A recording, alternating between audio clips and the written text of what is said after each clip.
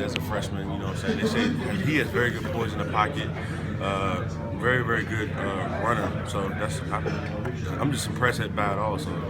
Do you guys, we see skill players. You're a defensive lineman. You're going to have a guy right in front of you. I mean, is your main focus, how's Alabama going to block me? What are some of the things I'm going to have to do technique-wise? I would think that's probably a big part of your study. Right. And that, like you said, I mean, Alabama does a lot of different things, so I'm just going to have to be on top of my game with reading my keys and stuff like that. You know, they'll give you every different type of blocking scheme. You know, they run it all, basically. So it's going to be a tough challenge for us, but I feel like we're up for the task. Blocking schemes with double teams, blocking schemes with maybe somebody blocking down on you. I mean, what are some of the things? I mean, we're going to get a bunch of, we got a bunch of good guys up front, so I feel like, I don't know, maybe might get some double teams, might get a bunch of down blocking schemes, sprint outs type stuff, you know, so we're going to see a little bit of everything, but I'm excited for it. You're talking about when you look at their defensive line, I would say they're better than Ohio State's, it looks like to me, but they're very young. They got one senior, one freshman, and two redshirt freshmen. Can you talk about,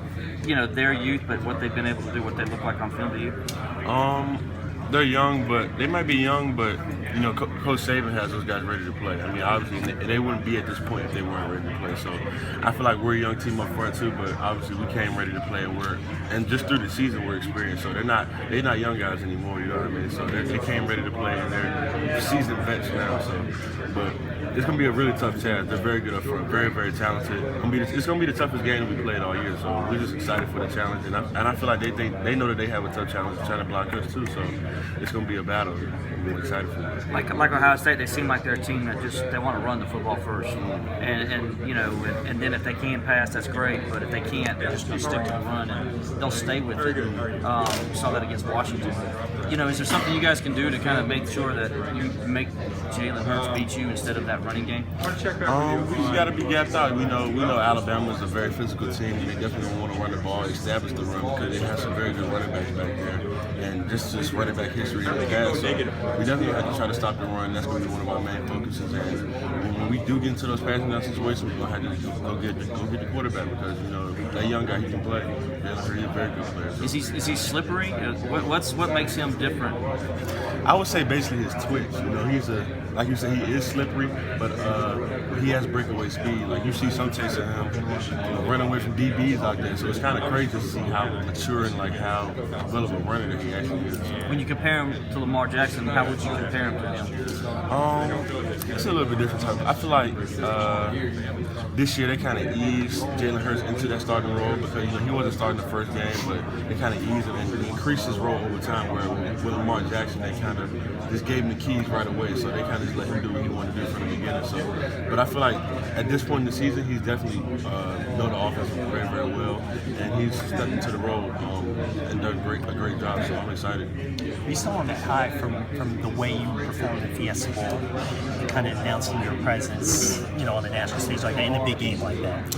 I mean, I enjoyed the moment, the night of and the day after, but I mean, I'm past that now. It was a big stage to be on to the next one, and I'm just focused on helping my team in this game because this is the next big stage, and this is something we've been dreaming and working for since day one. So I'm excited for that, and I can't put myself on that pedestal or get excited about that type of stuff because it's in the past, and I know if I play back this game or if I don't show expectations or whatever in this game, then people are still going to have that stuff to say about me. So I'm not worried about that type of stuff. I'm just focused on the task at hand. It's still been like almost 3 years since you've had that kind of success on a football field. It had to feel pretty darn good to go out there, and not that you're showing off, but that you're living up to what your potential was in a game. Oh, yeah, definitely. And it's something that I worked for, because coming here, I expected to play in the big games. And just by the type of work that we put in as a defensive line and as a defense, I expect myself to play well. So it was definitely a great feeling to see me have success out there, definitely. What was the toughest thing going through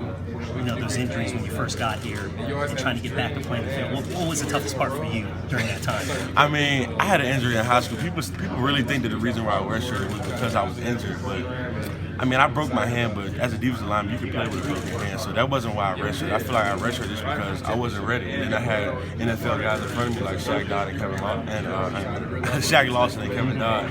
But I feel like it was the best thing for me just to sit out a year and kind of learn the system and just develop my body physically, because that was one of the main things I feel like I need to work on. But it was a very good experience for me, and I feel like it definitely helped me out too going into this year so I can have success. Those are some really good guys to learn behind. Yeah, definitely.